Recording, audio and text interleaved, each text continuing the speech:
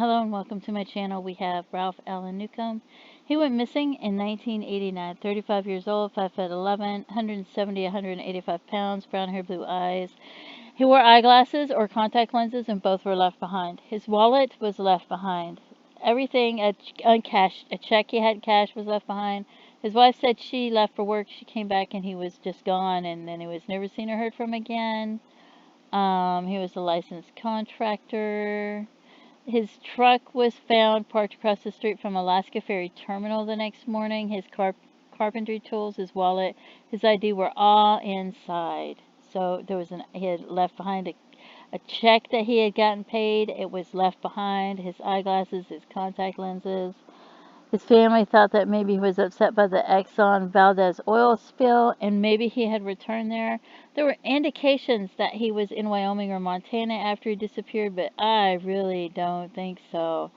So he went missing in 1989, and this other gentleman in the same area, Seattle, Washington, a year older, they're the same age pretty much, went missing in 2001, so 1989, 2001. And I really wonder, did they run across the same person? Is there somebody that's connected to both of them?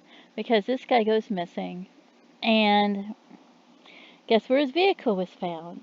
He got in an argument with his wife, though. He didn't have any money or credit cards or anything, and his vehicle was found parked over there across from the United States Coast Guard on Alaskan Way. And so it was sitting there so long the brakes were rusty. And the police thought that he was still alive somewhere and that he's just probably left on his own accord and he was still alive. So he's never been heard from again since 2001. So it's been over 20 years. And that's what happened with this guy. And I'm thinking, well, I wonder if somebody was connected to both of them or they met somebody. It's really strange that they both their vehicles ended up in the same place. Somebody thought, oh, well, we'll just put that vehicle here too. So, and then I went through some John Does that could be him because they could almost be like anybody, but they tried to get the ones that were closer to them.